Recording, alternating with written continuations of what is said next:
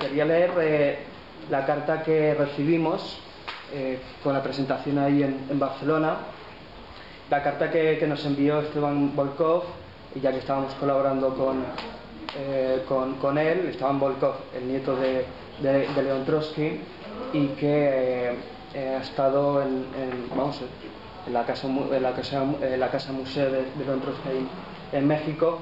Y bueno, quería leerla porque me parece que es una buena forma de iniciar, ¿no? Y dice así: muy queridos compañeros de clase en clase, quiero felicitaros por su valiosa contribución a la difusión de una de las obras más paradigmáticas de la lucha revolucionaria de León Trotsky, como es su autobiografía Mi vida, que nos muestra su papel decisivo junto a Lenin en la realización y triunfo de la primera revolución socialista sobre el globo terráqueo, en el país de los zares, y posteriormente lo que el mismo Trotsky consideró como la etapa más importante de su vida, con la oposición de izquierdas y posteriormente con la Cuarta Internacional, denunciar y tratar de detener el proceso contrarrevolucionario implementado por Stalin y su parásito aparato burocrático, que terminó por destruir la Unión Soviética y se abocó a la tarea de traicionar y hacer abortar los movimientos revolucionarios en China, Alemania y España, para citar algunos. Lo que ha dado por resultados alejar los horizontes socialistas y dar oxígeno y sobrevida al capitalismo en su actual etapa de neoliberalismo, que ha hundido a la humanidad en la total barbarie. Por ahora el marxismo es la única ideología capaz de clarificar las raíces del caos en que nos debatimos y ofrecer una salida al mismo. León Trotsky es uno de sus más actuales portavoces. No por iluminación u obra divina, sino por haber sido protagonista de primer orden y testigo privilegiado de este acontecer revolucionario del siglo XX. El imperio de la mentira sigue anidando en millones de cerebros que fueron y siguen manipulados por castas burocráticas y clases parasitarias, explotadoras, defensoras a ultranza del statu quo, que garantiza la permanencia de sus ilegítimos privilegios. Restablecer la verdad histórica es condición sine qua non para reencontrar camino y encaminarnos hacia un mundo justo, sin violencia ni carencia, un socialismo libertario y democrático. De ahí la importancia de la labor de difusión de la autobiografía de León Trotsky que está llevando a cabo los compañeros de clase en la clase, a quienes envío todo mi apoyo por esta importante labor y les mando un fraternal saludo. Esteban Volkov. Dejo. Vale, pues lo primero, buenas tardes. Yo, si no os importa, me voy a levantar, no tanto porque la silla sea incómoda, que aunque sea así como muy bonita, la verdad es que lo es, sino porque si uno no ve caras, pues a mí me resulta difícil hablar, ¿no? Y bueno, lo primero, lógicamente, pues el agradeceros la presencia a todos en una tarde que la verdad es que invita más al paseo por ahí que a estar aquí, ¿no? Con lo cual es más estimable la presencia. Y por otro lado, agradecer también pues al grupo de Clase contra Clase el que me hayáis invitado a participar en esta presentación, ¿no? Y entre otras cosas porque, aunque alguno ignora mi nombre o no se lo acordara en ese momento, son dos antiguos alumnos míos a los que valoro intelectualmente y además estimo y aprecio, ¿no? Los dos ya han sido ya alumnos y por lo tanto no es que lo sean en el presente, ni lo vayan a ser en el futuro, y por lo tanto no. Bueno, claro, yo la verdad es que, o lo cierto es que yo faltaría a mi verdad si no comenzara diciendo que tanto como historiador como lector, con voluntad crítica al menos, los libros de memorias a mí me generan, como diría, cierta incomodidad e incluso cierta desconfianza. Y ello creo que lo escribí en alguna ocasión porque para mí, desde esa perspectiva que digo, de lector con voluntad crítica y como historiador, de los diarios me fío, de las memorias bastante menos. La razón es obvia, ¿no? Los diarios se van escribiendo según van pasando los acontecimientos, según van aconteciendo. Es lo que uno escribe en ese día a día, en la realidad concreta, la realidad inmediata en la que sucede. Las memorias no. En las memorias hay una lejanía del tiempo, que será mayor o menor, pero ya han transcurrido los acontecimientos, ya han sucedido, ya han pasado, no es el apunte concreto. El diario es eso, es inmediatez. Las memorias son lejanía. Y al ser lejanía, conllevan una serie de problemáticas, ¿no?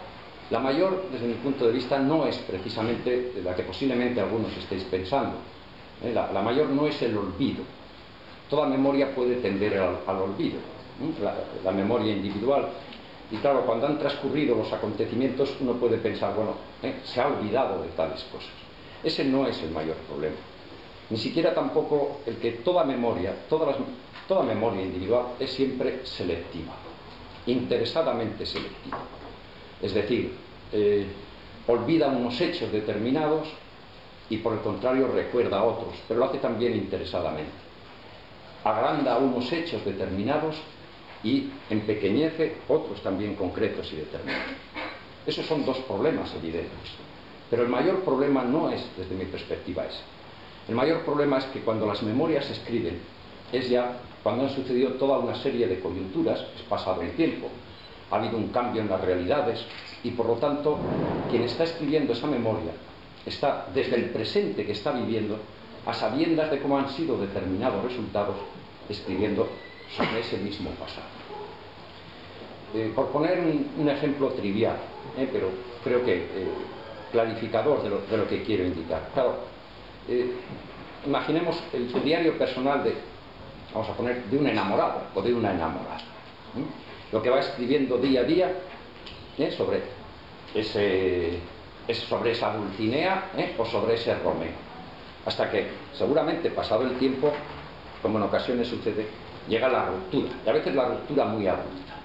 Bueno, pero lo que ha ido escribiendo del día a día, la imagen de esa Dulcinea o de ese Romeo, es los sentimientos que iba teniendo en ese día a día, no los sentimientos que tiene una vez que se ha producido la ruptura, y como decía, ruptura superabrupta, ¿no? Por el contrario, si esa misma persona, en vez de ese diario de lo que ha ido escribiendo cada día, lo que escribe es una memoria, pero una vez ya producida la ruptura, no va a decir lo mismo de aquella Dulcinea, del momento o de aquel Romeo.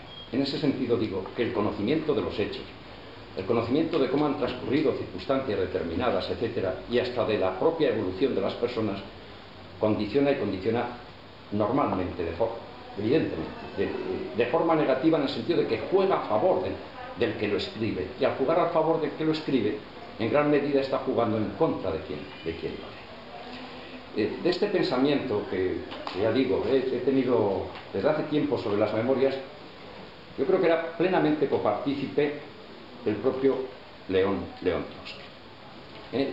Yo cuando me puse a leer, por cierto, memorias muy voluminosas, son 668 páginas, traducción creo que es de Gabriela Lis, la que ha hecho la traducción exactamente, que le hace también una introducción con una autobiografía de Gabriel García Higueras, el árbol genealógico de la familia de Trotsky, que ciertamente es tenebroso, quiero decir, sobre todo por prácticamente cómo todos sus miembros quedan liquidados, eliminados esencialmente por el estalinismo, una nota autobiográfica de Trotsky, unos prefacios y una introducción a su vida de Alfred Rosmer, que además concluye, es el que finaliza las memorias, porque las memorias de Trotsky, estas en concreto, son hasta el año 29, que es cuando las concluye, y entonces del 29 hasta el momento de su asesinato, el año 40, bueno, pues hay esa especie de epílogo, de apéndices,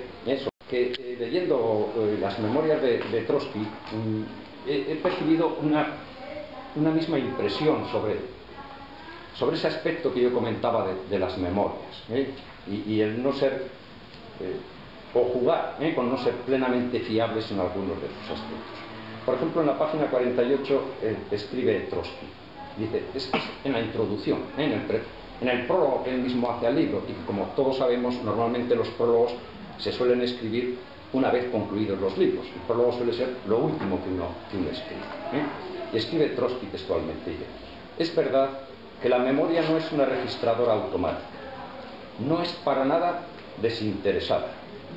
Frecuentemente rechaza episodios poco ventajosos para el instinto vital que la controla, y no lo hace generalmente por altruismo. En otras palabras, más o menos, viene a coincidir con ese planteamiento que yo creo que tenemos en no pocas ocasiones. Y por otra parte, además de ese juicio que Trotsky dice sobre sus memorias, yo creo que a lo largo de todo el libro lo que se desprende es, o yo creo percibir que se desprende, siempre hablaré lógicamente desde mi opción personal, desde la lectura efectuada, lo que se desprende es una cierta incomodidad de él al hablar precisamente de forma obligada, pero reiterada, de sí mismo. Hay un claro pudor, y un claro pudor que yo creo que le lleva también en ocasiones, o uno trata o percibe en la lectura del libro que hay en ocasiones placer a la hora de escribirlo, como luego comentaré, pero que también hay dolor, y no poco dolor. Y no poco dolor en ese aspecto incluso que cito, en ese del pudor de tener que estar hablando de sí mismo. Él o su viuda comenta en alguna ocasión que estas memorias, que las escribe en Príncipe el año 29, en una de sus deportaciones, etcétera, de sus múltiples, por cierto, y exilios y deportaciones, pero digo, las escribe en Príncipe, en Turquía, a 30 kilómetros de Estambul, en unos años, por cierto, en los que uno de sus biógrafos dice que debieron ser los menos infelices. El matiz está bien puesto, no dice los más felices, sino de los menos infelices y los años más tranquilos y creadores, dice textualmente, de todos los de sus deportaciones y exilios. Yo digo que él, o su viuda, dice de cómo las escribió prácticamente de un tirón. Trotsky las iba dictando en solo unos meses. Pero asimismo, y en una carta del propio Trotsky, dice que en algún momento, en no pocos momentos, según iba avanzando el libro, estuvo tentado de arrojarlas al fuego. Él se permite esa licencia literaria en la que dice: no lo he terminado haciendo, dice, porque es verano, dice, y ni siquiera la casa tiene chimenea. Con lo cual, ya digo, como licencia literaria. Pero lo que uno lo que trasciende es esa especie de lucha personal sobre lo que está escribiendo y esa misma necesidad. En todo caso, fue un libro por encargo. Se le encargó a Trotsky, y él, incluso el título de mi vida no es el título que él le hubiera puesto. Él lo quería haber llamado Medio siglo, porque era justamente, además, cuando Trotsky cumplía ese medio siglo. Él es del año 79, y decíamos que las memorias son de 1929, y lo que pretendía, o su idea inicial era no tanto una autobiografía, no tanto unas memorias, sino desde su perspectiva ese recorrido del medio siglo, que en el fondo también este libro es ese medio siglo, pero ya digo, esa obligación en ocasiones de autocitarse. En esa especie de lucha de la autocita hay también esa necesidad a la hora de escribir las memorias, esa necesidad que está permanentemente patente de una voluntad revolucionaria, de seguir avanzando en la revolución y al mismo tiempo en esa mismo, por lo tanto, en ese sentido de pasar al ataque revolucionario, pero en ese mismo sentido también, dado que en Rusia se está produciendo la contrarrevolución, lo que él llama muy acertadamente desde mi punto de vista el reflujo revolucionario, la reacción termidoriana en comparación con la Revolución Francesa, él se siente necesariamente, viendo toda la situación, la colectiva y la que afecta a toda su familia, él se siente perseguido y acosado. Y por eso escribe en ese mismo prólogo, en la página 46, con relación a las memorias, y en ese sentido que os digo, de casi hacerlas como necesidad, pero al mismo tiempo desde el dolor. Él dice textualmente, dice: este libro no es una fotografía inanimada de mi vida, sino una parte que la compone. En sus páginas continúo la lucha a la que he consagrado mi vida. Exponiendo, caracterizo y valoro. Relatando, me defiendo. Y a menudo ataco. Ese es el espíritu que le mueve esencialmente. Ese aspecto, por un lado, de defensa y al mismo tiempo de ataque que trataba de comentar. Y en esa misma línea, como indico, con respecto a ello, escribe también en la página 300, se lo parece, en la 331, de eso que os decía del pudor de tener que hablar de sí mismo, por lo tanto, de venir a decirse qué razón tenía en ese momento concreto, etcétera, etcétera. Entonces él hace una cita, ya digo, seleccionando así, podría seleccionar muchas más, pero tampoco se trata ni de cansar ni de agobiar con ello. Son citas esporádicas, insisto, en relación con esa parte que os comentaba, de la prevención hacia las memorias, incluida el propio Trotsky muestra. Él dice, fuera de Lenin, hace una cita de Muralov, en la que, refiriéndose a las vísperas de la revolución del 17, dice, fuera de Lenin, ausente del movimiento unos meses antes, dice, el único que no ha perdido la cabeza es Trotsky. Esa cita, por supuesto, la hace Trotsky. Y él mismo añade, si escribiera estas memorias en otras condiciones, pone en paréntesis, es dudoso, por otra parte, que hubiese podido escribirla en otras condiciones.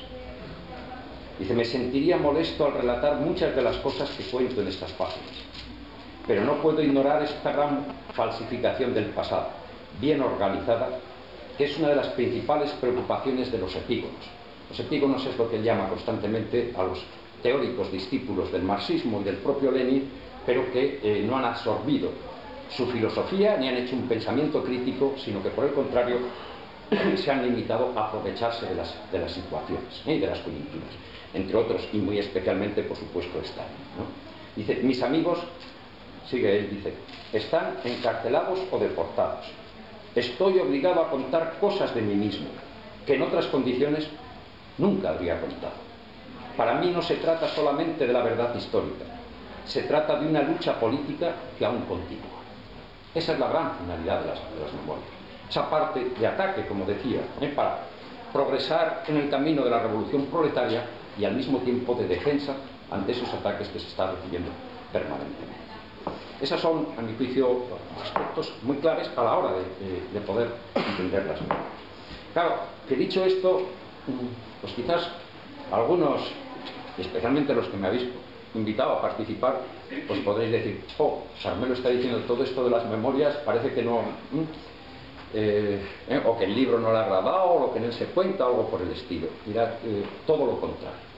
Es decir, con esas prevenciones, que insisto, yo creo que ante el propio placer de la creación, hay, la verdad, metáforas, vamos, es una suma de metáforas, que a veces, bueno, de frases de esas rotundas, redondas, uno podría empapelar no solo esta sala de puntas, sino varias más, simplemente entrelazando frases de esas rotundas, esas que dices, qué fuerza creadora, y no solo como juego de palabras, sino fuerza, estamos hablando, insisto, de un revolucionario, y con esa capacidad de profundización de análisis, ¿no?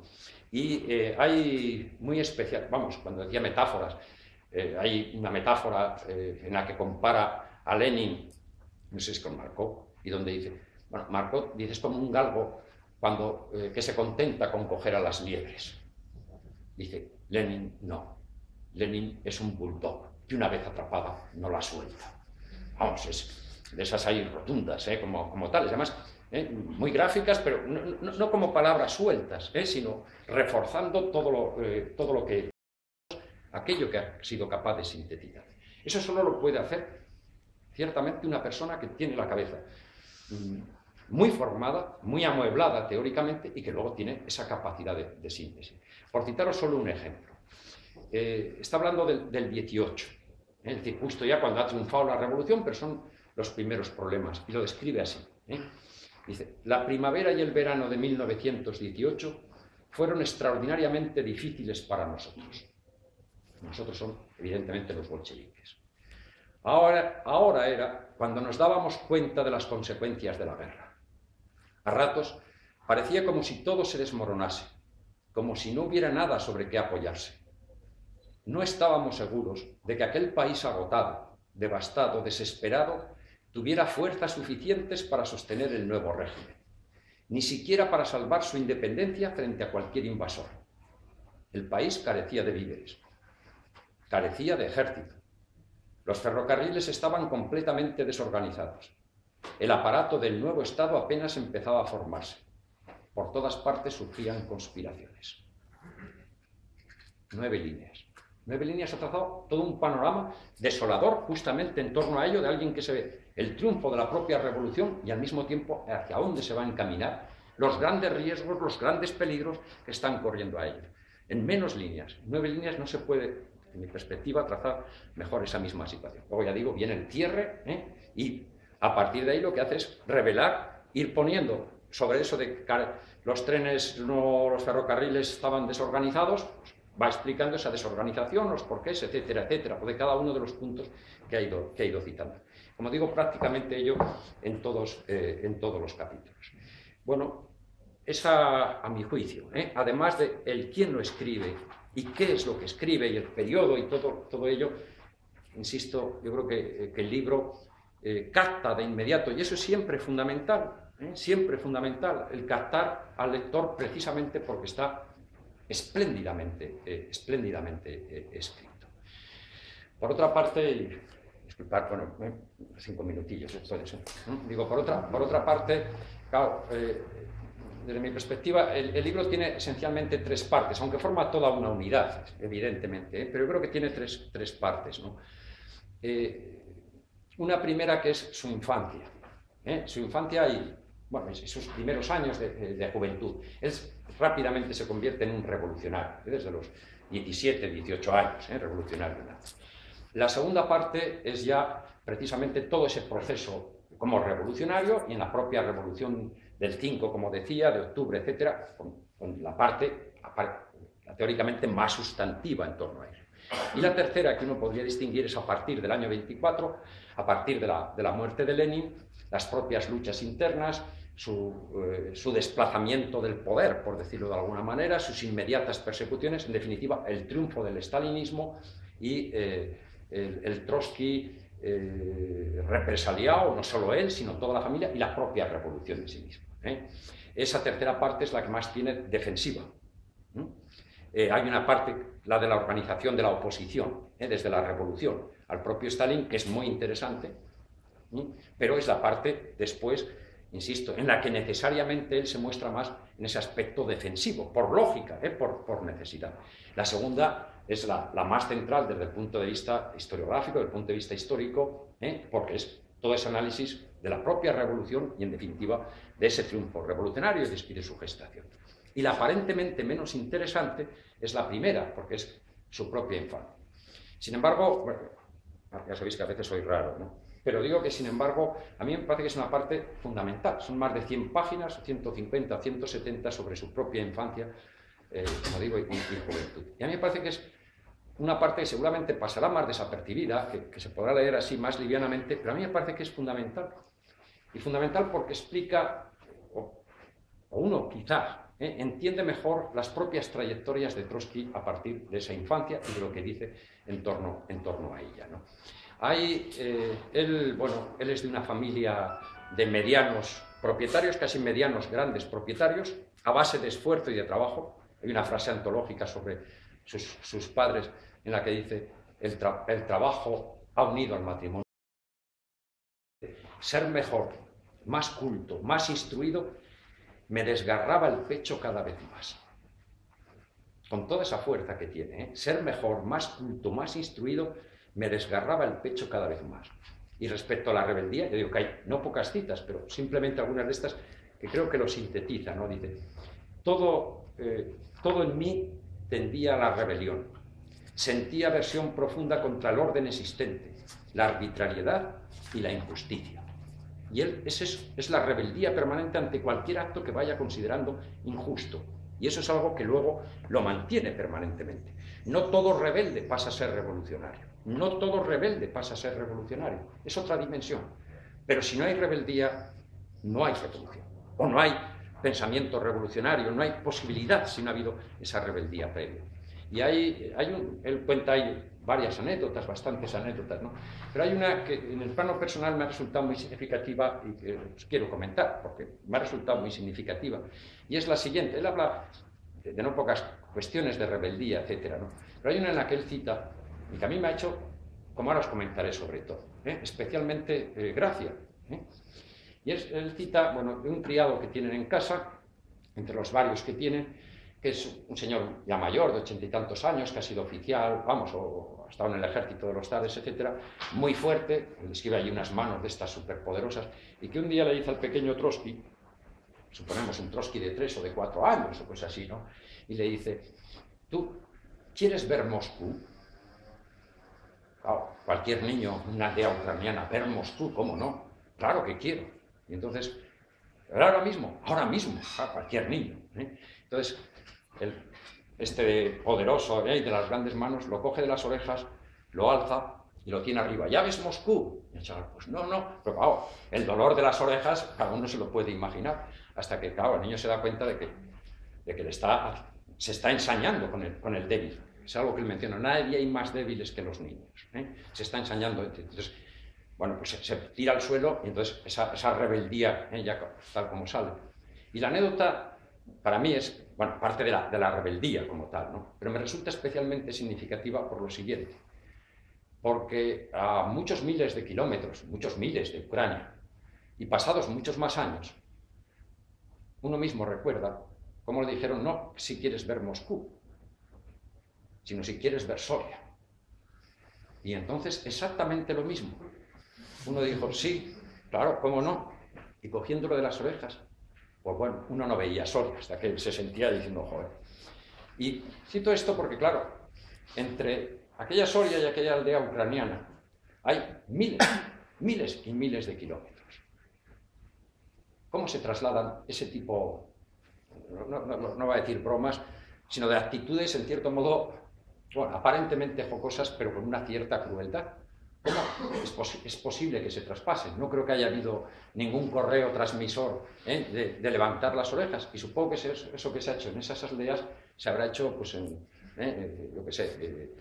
zonas de Estados Unidos, etcétera. No sé si es que hay algo antropológico en el ser humano de cara a esa misma actitud de los Bueno, en cualquier caso, ya digo, yo creo que en la infancia, no para hacer una traslación, por cierto, muchas veces hacemos traslaciones muy simplistas, ¿no? Entonces, de cómo es el tipo de familia, entonces el tipo del personaje, etcétera. Traslaciones simplistas que a veces hacen historiadores, algunos muy afamados, ¿no? Como Preston cuando decía aquello, claro, explicando Franco porque es hijo de padre borracho y madre beata. Bueno, pues mire, ha habido muchos padres borrachos y madres beatas y que no han dado francos, por supuesto, O sea, clarísimamente sin haber antítesis, y como tal. Entonces, no para traslaciones simplistas, insisto, pero sí ese orgullo y esa rebeldía, que además luego yo creo que es clave para entender todas las relaciones con Lenin, para entender las relaciones críticas. Es decir, Trotsky es que es eminentemente crítico, insisto, porque es inteligente y por lo tanto no sigue un camino así trazado, ni el que le marcan, etcétera, etcétera. Es pensamiento, también pensamiento revolucionario en evolución y por lo tanto en discusión, que es lo que tiene que ser. Y en cualquier caso, bueno, yo simplemente cerrar con quizá uno de los aspectos que a mí más, no diré que me han llamado la atención, pero sí que más significativos me parecen y como cierre. Mirad, las revoluciones podrán no tener el día de mañana un Trotsky.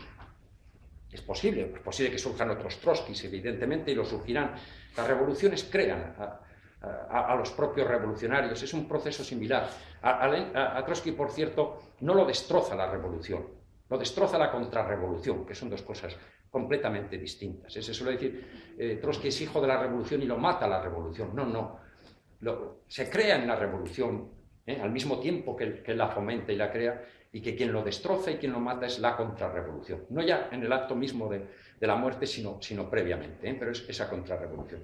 Pero digo que es posible que las revoluciones encuentren o no sus Trotskys, pero toda revolución solamente triunfará. Las revoluciones siempre tienen una cita en el presente y en los futuros inmediatos, ¿no? Pero las revoluciones solamente triunfarán si hay Nikolai Markin. Solamente.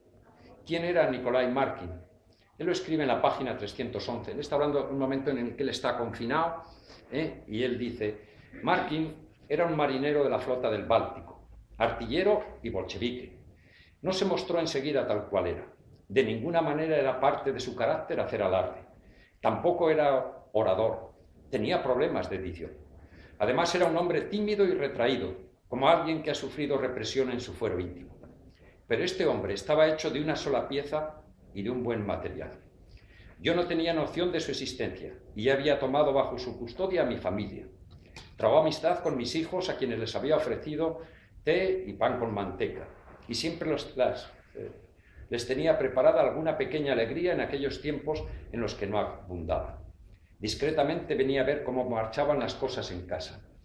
Por los muchachos y por la cocinera supo que vivíamos rodeados de enemigos. Inmediatamente se presentó ante el portero y el comité domiciliario y, según parece, no fue solo sino con un grupo de marineros.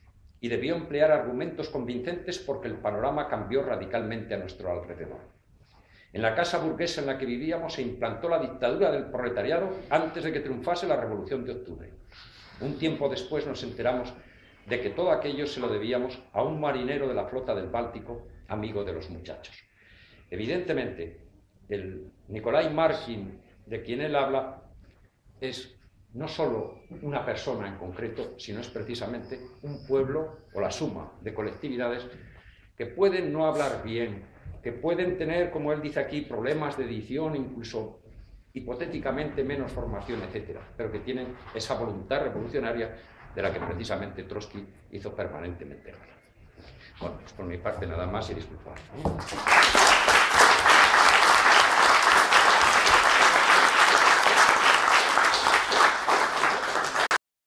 No, bueno, para mí también es un placer, es un orgullo compartir mesa con Carmelo, no solo por el aprecio personal y como ex profesor, eso, sino también porque, bueno, estamos presentando un libro en la Universidad de Zaragoza y hacerlo con Carmelo es hacerlo con uno de los profesores no solamente críticos a la hora de leer este libro o a la hora de estudiar la historia, sino que es uno de los más críticos también con el presente, ¿no? No solo con el pasado, sino con la situación presente, tanto en la universidad como en la sociedad en general, con el régimen político y demás. Entonces, para mí es un honor también por eso poder presentar el libro contigo, ¿no? Y bueno, yo voy a hablar del libro, pero también este acto casi es una doble presentación, porque por un lado estamos presentando la obra de mi vida, pero también es la primera obra que presentamos dentro de un proyecto editorial que estamos lanzando, más ambicioso que editar mi vida. Entonces voy a también aprovechar para presentar este proyecto editorial en primer lugar. Las razones de por qué ponemos en marcha un proyecto editorial que trata de recuperar para las generaciones presentes, para el siglo XXI, obras que están realmente descatalogadas en la mayor parte de las librerías, que no se van a encontrar fácilmente, obras de Lenin, de Trotsky y de otros grandes revolucionarios. Dentro de ese proyecto editorial también me gustaría hablar de por qué o qué papel, qué lugar ocupa la obra de Trotsky como una parte muy importante de esta ofensiva editorial. Y en tercer lugar, algunos aspectos del libro que yo también quería señalar, algunos en diálogo con lo que ha planteado también Carmelo y demás, ¿no? En primer lugar, bueno, como decía, la obra que hoy presentamos, Mi vida, es parte de unas obras escogidas que se iniciaron a publicar en el año 2012, a finales del año 2012. Este es el segundo tomo, en verdad, aunque el primero todavía no lo hemos presentado aquí en el Estado español. El primero fue Stalin, el gran organizador de derrotas, una obra que hace una polémica con la política de la Internacional Comunista durante los años 20, la Internacional Comunista ya dirigida por Stalin. Está en marcha el tercer volumen, que son los escritos de Trotsky sobre Alemania, antes y en los primeros años de ascenso de Hitler al poder.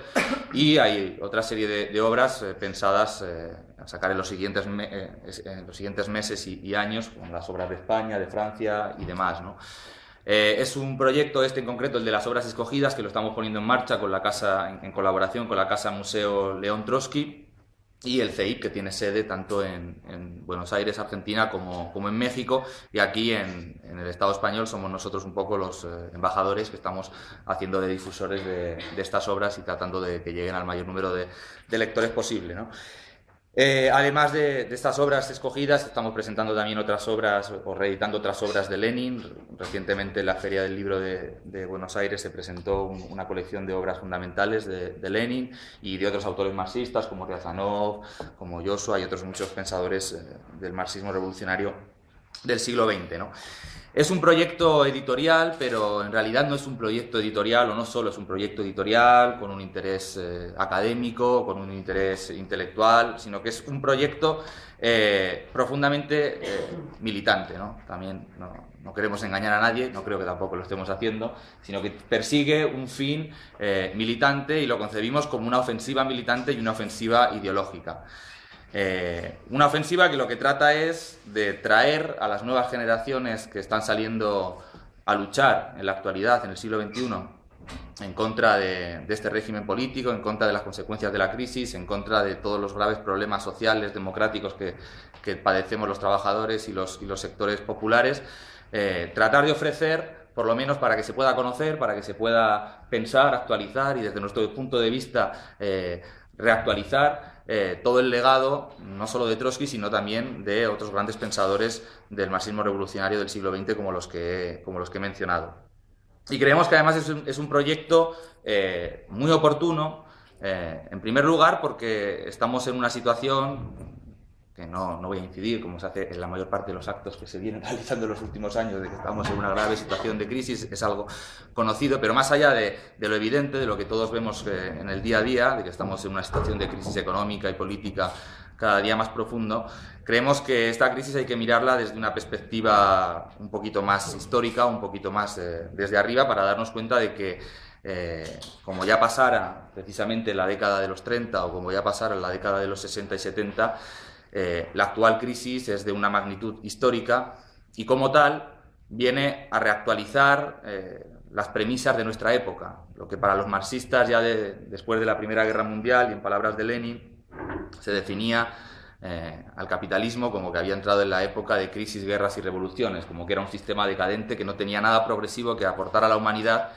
y que por lo tanto era la hora de pasar a la revolución de los trabajadores, a la revolución proletaria, para enterrar este sistema y dar paso a una nueva sociedad con la economía socializada, con una democracia obrera, con una sociedad que apuntara a construir una sociedad sin clases, ¿no? Bueno, esa época de crisis, guerras y revoluciones, en realidad creemos que son tres premisas que la actual crisis vienen a reactualizar profundamente. Que es una época de crisis, no hace falta, creo, que convenzca a nadie, es lo que estamos viendo diariamente, y que es una crisis especial, que no es una crisis como la de los 80, ni es una crisis ni siquiera como la de los 70, que se abrió a raíz de la crisis del petróleo, sino que es una crisis que solamente se puede comparar con la otra gran crisis del siglo XX, que fue la crisis del 29 y que se prolongó durante toda la década de los años 30, trayendo consigo no solamente penurias terribles para las grandes masas, sino también fenómenos políticos por derecha, por izquierda y grandes oportunidades también para poder revolucionar o hacer un cambio revolucionario de la sociedad, ¿no? En ese sentido es una crisis que está poniendo en cuestión un modelo económico que es el modelo neoliberal, que ha, digamos, reinado en las últimas 3 o 4 décadas, y es una crisis que está también tirando por la borda grandes hitos o grandes mitos de la estabilidad que se nos habían vendido como eternos, sobre todo a los que tenemos una edad de los 30 para abajo, que somos gente que nos hemos criado exclusivamente en esta época, que no hemos vivido los 60 y los 70 ni siquiera como carritos de cuentameo, ni siquiera con esa edad. Quiero decir que todo lo que hemos visto lo hemos visto en la tele, somos los nacidos en los 80 y en los 90, y bueno, fue una época en la que se nos vendió en primer lugar que la estabilidad y la paz mundial era una gran conquista y permanente, que las grandes hostilidades que habían asolado al continente europeo eran cosa del pasado, que lo íbamos a ver en las películas de la Segunda Guerra Mundial y poco más. Y sin embargo esta crisis está poniendo también en cuestión todas esas verdades eternas de los últimos años, ¿no? Desde la gran construcción que fue la Unión Europea, que es la Unión Europea y el euro, ¿no? Esa gran conquista de las burguesías del continente, que hasta hoy ellos mismos la ponen en cuestión, si es viable en el medio y largo plazo, o el crecimiento de las derechas populistas, xenófobas y todo ese tipo de movimientos en muchos países, ¿no? Por lo tanto, aunque todavía es pronto para hablar de que estamos entrando en una época de guerras entre los países imperialistas, pero sí que desde luego que los cimientos de esa concordia mundial están cada día más puestos en cuestión. Y en tercer lugar es una época de revoluciones, no porque estemos viviendo una situación revolucionaria internacional, no porque estemos en los años 20 ni en el año 17 todavía, ni siquiera en los años 30, pero sí porque estamos viendo que también algunas de las verdades absolutas en las que nos educaron, como que la lucha de clases era cosa del pasado y que las revoluciones también, empiezan a ponerse en cuestión por los acontecimientos que se están desarrollando, ¿no? Sobre todo desde el año 2011 hasta ahora, con la irrupción de la juventud en el Estado español, en Grecia, en otros lugares, con la irrupción de la juventud en los países árabes y la apertura de procesos revolucionarios en Túnez, Egipto y otros países, con la emergencia del movimiento obrero, aquel gran ausente o aquel gran enterrado que nos lo habían dado por muerto, con las huelgas generales griegas, con las huelgas generales en el Estado español y otros países, con huelgas generales en la India, con el nuevo movimiento obrero chino, con las huelgas generales en el Bangladesh textil. O sea, empieza también a aparecer un sujeto que también se había querido dar por enterrado, que es la clase trabajadora. Y al mismo tiempo, incluso en los últimos tiempos, estamos viendo cómo hay un profundo crisis política de los regímenes representativos o de democracia representativa, cuanto menos en todo el sur de Europa, y de manera bastante especial en el Estado español, ¿no? Entonces, esta serie de elementos que todavía están casi en su año 1 o en su año 2, o sea, están, digamos, en su inicio, nos hacen pensar que seguramente el siglo XXI no va a ser el siglo que quería Fukuyama. No va a ser el siglo del fin de la historia, sino que va a ser un siglo donde la historia continúa y seguramente se van a volver a plantear posibilidades de que los trabajadores y los sectores oprimidos podamos protagonizar y llevar adelante revoluciones, ¿no? Que vaya a haber revoluciones es algo que casi hasta ellos mismos lo dan por descontado. Lo que no está por descontado es que las vayamos a ganar, como no lo estaba a lo largo de todo el siglo XX, y de hecho un gran número de revoluciones del siglo XX terminaron en derrotas por diferentes vías, ¿no? Y en ese sentido es importante para nosotros pensar cómo llegamos al siglo XXI. Cómo llegan los trabajadores, la juventud, los sectores que hoy quieren luchar al siglo XXI. No solamente cómo llegamos en un sentido objetivo, llegamos muy mal, llegamos con un paro de 6.200.000 personas, llegamos con un nivel de precariedad laboral terrible, con una atomización de la clase trabajadora, llegamos con una derrota a nuestras espaldas, fruto del retroceso de derechos de los últimos 30 años. Lo que hoy estamos viendo en Europa es simplemente la aceleración de una serie de retrocesos que se iniciaron ya, cuanto menos, en la década de los 90. Y desde luego la gente de mi generación lo sabemos, que cuando aquí había vacas gordas, la juventud nos llevábamos las migajas y lo máximo que teníamos eran trabajos temporales, precarios y por salarios que nunca llegaban a los 4 dígitos. Lo del mileurismo es un mito para la gran mayoría de la juventud. Pero bueno, no solamente llegamos debilitados objetivamente, sino que sobre todo tenemos una herencia que podemos calificar como una herencia ideológica o subjetiva, y es toda la ofensiva que en ese plano, en el terreno de las ideas, ha llevado adelante la burguesía durante estas 3, 4 y sobre todo en las 2 últimas décadas, ¿no? Una ofensiva ideológica que lo que nos ha vendido son algunos de los aspectos que he planteado, que la revolución ya no era posible y sobre todo que cualquier intento de los de abajo, de los explotados, de los trabajadores, de cambiar las cosas con sus propias manos, por sus propios métodos, necesariamente iba a estar condenado al fracaso o a concluir en una nueva sociedad totalitaria al estilo de los regímenes estalinistas que se empezaron a descomponer y a caer a partir del año 89 en adelante, ¿no?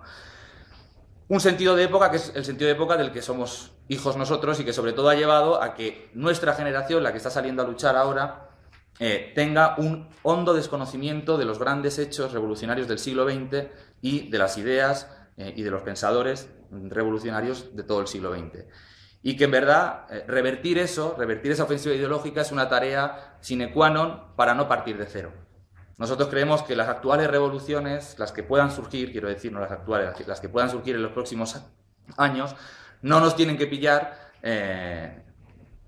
siendo una tabula rasa, sino que tenemos una historia de 200 años de movimiento obrero y especialmente una historia de un siglo XX lleno de procesos revolucionarios con triunfos y con derrotas que hay que examinar críticamente y que tenemos que extraer esas lecciones. Y en ese sentido, el volver a leer o a estudiar las obras de aquellos pensadores que fueron sus protagonistas, y no solo que fueron sus protagonistas, sino que las pensaron, que estudiaron sus lecciones y que trataron de extraer sus conclusiones para el futuro, es casi una tarea fundamental, ¿no? En un sentido hay una ruptura generacional, y eso alguna vez lo he charlado con Carmelo, de la gente que salimos a luchar ahora, y hay una ruptura casi física con las generaciones que lo hicieron antes, o sea, con las generaciones que participaron en el último auge obrero y juvenil de este país, que fueron los años 60 y 70, con aquellos que formaron las comisiones obreras, con los que hicieron el movimiento estudiantil en las universidades bajo la clandestinidad. O sea, toda esa generación realmente entre esa generación y nosotros hay un gran abismo. Hay una ruptura, no solamente en cuanto a transmisión de lecciones, de aprendizaje, de ideologías, sino incluso de experiencias o de tradiciones tan mínimas, ¿no? Y es una ruptura que sin duda es difícil, pero es fundamental empezar a establecer los vínculos de conexión no solo con esa generación, sino, como digo, con todo el bagaje revolucionario del siglo XX, que desde nuestro punto de vista lo representa el marxismo revolucionario, que no es solamente Trotsky, pero como voy a explicar ahora y por qué la importancia de Trotsky, Trotsky en última instancia es el pensador que lo desarrolla hasta 1940, cuanto menos, y por lo tanto da respuesta a un montón de fenómenos políticos que otros pensadores marxistas, por haber fallecido anteriormente, desde Lenin, Rosa o el mismo Marx y Engels, no pudieron dar cuenta. Es decir, ni Lenin, ni Rosa, ni Marx, ni Engels, ni muchos otros pensadores marxistas pudieron dar respuesta a fenómenos o respuestas tan acabadas a fenómenos como la burocratización de la Unión Soviética, el ascenso del fascismo, la emergencia de los frentes populares u otra serie de fenómenos políticos que se desarrollarían con posterioridad, ¿no? Y en ese sentido, para nosotros, a la hora de plantear la edición de estas obras, le damos un peso importante o muy importante, fundamental, a la obra de Trotsky precisamente por eso, ¿no? En primer lugar, porque sintetiza algunas de las cuestiones que ha planteado Carmelo, las lecciones de la gran revolución rusa, de la revolución más importante del siglo XX, como decía él, junto con la revolución francesa, una de las dos revoluciones más importantes de la historia de la humanidad. La primera revolución donde la clase trabajadora se pone al frente del resto de los sectores populares y consigue acabar con un régimen autocrático como era el zarismo y instaurar un gobierno de los trabajadores en una nación inmensísima, ¿no? Una revolución que sintetizó en gran medida, precisamente por darse en un país muy atrasado, es decir, por darse en un país donde gran parte de las tareas que la burguesía había acometido en otras naciones más avanzadas, como fundamentalmente Francia, con la Revolución Francesa, eran tareas todavía irresueltas. Un país con reminiscencias feudales que no solamente estaban en el zar y la zarina, sino sobre todo y fundamentalmente en la estructura económica del país y en la estructura agraria, en el atraso agrario y en la imposibilidad de acceder a la tierra por parte de millones de campesinos, ¿no? Y por lo tanto un país donde se combinó el álgebra, y eso en el libro Mi Vida, yo creo que es un buen libro también para entender ese álgebra, aunque tiene otras obras Trotsky como Historia de la Revolución Rusa, donde lo va a agarrar más concentradamente, o es un estudio mucho más profundo, pero sí ese álgebra existente entre la necesidad de resolver grandes demandas democráticas o democrático-estructurales, que por decirlo así, en el orden de la historia, en otros lugares las había conseguido resolver la burguesía, pero que en el año 1917, ya era completamente imposible que una burguesía rusa atada por mil lazos por la autocracia zarista y con las mismas clases nobiliares y los terratenientes pudiesen resolver. En ese sentido, plantea un álgebra de la necesidad de unir todas esas demandas democrático-estructurales y democrático-formales, la misma necesidad de acabar con la autocracia, de instaurar los derechos democráticos de prensa, de libre reunión, etcétera, etcétera, con aquellas otras demandas de carácter socialista que, además de acabar con las tareas no realizadas, con los deberes no hechos, en un sentido histórico, por la propia burguesía rusa, además de esas tareas, acometiese tareas propias de los trabajadores, como era avanzar sobre la propiedad privada, socializar la economía, socializar los medios de producción y distribución y empezar a constituir una sociedad socialista, ¿no? Es la teoría que Trotsky desarrolla en este libro y en otros de una manera más profunda, la teoría de la revolución permanente, que además es una de las grandes síntesis a las que va a llegar con Lenin, es decir, la necesidad de que va a ser la clase trabajadora la que tendrá que enarbolar tanto sus propias demandas socialistas como las demandas del resto de sectores populares y las demandas democráticas para llevarlas adelante a través de la conquista del poder, ¿no? Una teoría que se expresó y que tuvo su máxima expresión, por así decirlo, en la propia Revolución Rusa, y que es una de las grandes lecciones que incluso nos sirven para pensar problemas o fenómenos del presente. Quizás donde más agudo estamos viendo esta problemática es en países como Túnez o Egipto, donde las masas salen a luchar contra regímenes autocráticos, salen a luchar fundamentalmente con demandas democráticas y también con demandas sociales y económicas de todo tipo, pero que tanto unas como otras son completamente irresolubles si no son los trabajadores y los pueblos de Túnez y de Egipto los que se ponen a la cabeza de sus propias revoluciones y derriban no solo a Mubarak y a Ben Ali, sino al conjunto del régimen que ellos representaban y en sí mismo a la burguesía egipcia y tunecina, que mantiene una posición históricamente cipaya con las potencias imperialistas y por lo tanto es imposible que pueda otorgar ni una democracia ni siquiera amplia en estos países, ni mucho menos o la imposibilidad de que aquellas demandas las puedan llevar adelante los sectores burgueses, sean islamistas o laicos, de Egipto o Túnez, ¿no? Incluso ahora mismo en Túnez, donde se está llevando adelante un proceso constituyente, un proceso de elaboración de una constitución y demás, que apunta precisamente a mantener en lo fundamental la dominación de las viejas clases dominantes tunecinas y la relación con el imperialismo, ¿no? Digo, eso es una de las grandes lecciones que en un punto sintetiza el pensamiento de Trotsky, la propia experiencia de la Revolución Rusa, la necesidad también o las relaciones que establecen las diferentes clases, la relación entre la clase trabajadora y el resto de sectores populares que tiene que ver con esto, y la relación de los sectores, de los diferentes sectores dentro de la propia clase y la necesidad de construir partidos de trabajadores que se piensen para intervenir en esos procesos revolucionarios y darles una dirección hacia la victoria, por decirlo así. La labor que tiene no solo Trotsky, sino Lenin y el conjunto del partido bolchevique en la Revolución Rusa, como esa pluma que termina de inclinar la balanza hacia un lado u otro, es decir, esa pluma que termina de definir si los trabajadores podían encaminarse hacia la toma del poder o iban a un callejón sin salida, que era hacia donde los querían llevar los otros grandes partidos obreros del momento. Bueno, revaloriza mucho la necesidad de construir organizaciones de este tipo también para el siglo XXI, ¿no?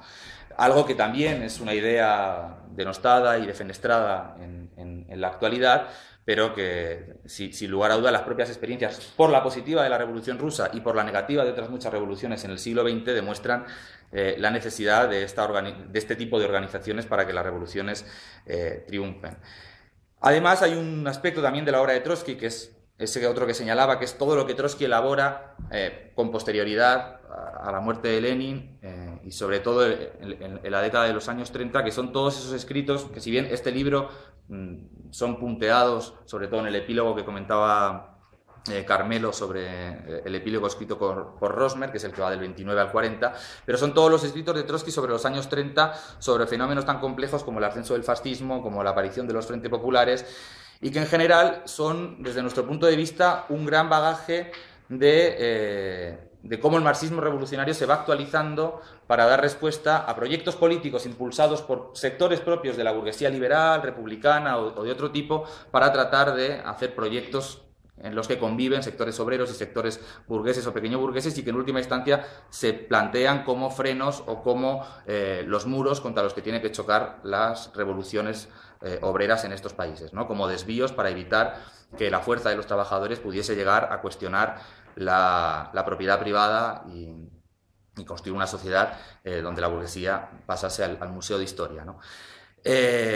Tanto es así en el caso del Frente Popular Español, que es muy estudiado y muy seguido, no solo el Frente Popular Español, sino en general todos los años 30 de Trotsky, a los que dedica una gran cantidad de artículos y de cartas con André Unín y otros miembros del POUM y de la oposición de izquierdas aquí en el Estado español, como el Frente Popular francés, ¿no? Que fue el gran garante de que el ascenso huelguístico de junio del año 36 terminase desactivado y no llegase a cuestionar a la gran burguesía francesa. Unas lecciones que desde nuestro punto de vista también tienen una vigencia importante hoy, porque es indudable, yo no sé si va a haber Trotsky o Lenin en las próximas revoluciones, de lo que estoy seguro es de que vamos a tener frentes populares o cualquier otro tipo de maniobra por parte de los sectores de la burguesía ilustrada o de la burguesía liberal o de sectores de este tipo para tratar de engatusar, de dar algún tipo de programa de reformas, las energías o las aspiraciones revolucionarias que las masas, que los trabajadores expresemos en la calle. Y en un sentido, el legado de Trotsky también nos arma o permite por lo menos conocer una alternativa programática para tratar de evitar caer en esas trampas o en esos desvíos, ¿no? Y luego hay un tercer aspecto que yo creo que sí que es genuinamente de Trotsky y que tiene que ver con los fundamentos defensivos de esta obra, Y es que la obra y el pensamiento de Trotsky viene a dar respuesta a un elemento, o da la respuesta más acabada y completa a un proceso que se va a iniciar con posterioridad al triunfo de la Revolución de Octubre. Y que aunque estaba en algunos planteamientos más o menos generales o abstractos de muchos pensadores marxistas, desde luego su concreción, hasta que no se tuvo una concreción real, no fue un fenómeno para el cual el marxismo hubiera tenido una respuesta. Y en eso me refiero al proceso que también ha comentado Carmelo, de burocratización de la Unión Soviética, ¿no?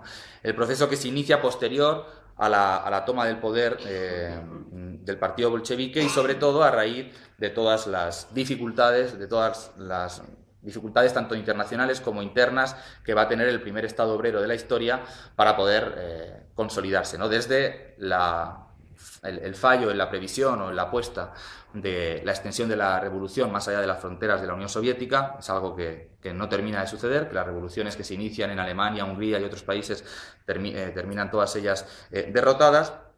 La Unión Soviética queda totalmente aislada y eso sumado a ese panorama que describía la cita de Carmelo, ¿no? De destrucción absoluta después de la Primera Guerra Mundial y sobre todo el año 18 es malo, pero el año 21 es todavía peor, porque después viene una guerra civil con 17 ejércitos imperialistas asediando a Rusia por diferentes lugares, con lo cual la destrucción de la Primera Guerra Mundial en realidad se queda pequeña para la destrucción que tiene la Unión Soviética en el año 21, ¿no? En ese sentido, la obra de Trotsky, en primer lugar, desde un punto de vista analítico, yo creo que es muy superadora de todas las versiones de la historiografía liberal, que desgraciadamente son las versiones que priman en esta casa y en la mayor parte de las facultades de historia, ¿no? Pero de esas versiones que lo que vienen a plantear que inevitablemente la Revolución Rusa tenía que desembocar en un régimen como fue el estalinismo y casi de una manera bíblica plantean que el problema es un pecado original cometido en el año 17, que es la toma violenta por parte de los bolcheviques y de la clase trabajadora del poder en Rusia. De este pecado original, la mayor parte de esta historiografía es capaz, lo que tú comentabas sobre la infancia y cómo mecánicamente esta es la infancia de la Revolución Rusa, y de aquel pecado original se puede explicar la historia de Rusia hasta por lo menos el año 89, para una gran parte de la historiografía liberal. En contra de explicaciones más bien, creo que poco complejizadas, cuanto menos, y desde mi punto de vista bastante falsas, Trotsky es uno de los autores que tiene un bagaje analítico bastante más profundo para entender cuáles son las razones internacionales, internas, las razones sociales, las razones del atraso, los diferentes choques o las dinámicas que se producen entre las distintas clases sociales, las razones profundas que permiten explicar el auge o el ascenso más o menos pacífico en un principio y cada vez más violento de una casta burocrática que va a terminar de expropiar la revolución y establecer lo que él denomina una reacción termidoriana, haciendo la analogía con la Revolución Francesa, ¿no? En primer lugar, por eso yo creo que merece ser leído este libro y otros muchos, como La Revolución Traicionada de Trotsky, que sobre todo sirven para acallar uno de esos principios o de esos mantras de los últimos 20 años que impuso desde Fukuyama, Service, Figes y otros muchos historiadores, que aquellos que estudian aquí historia contemporánea estoy seguro de que los tendrán en su...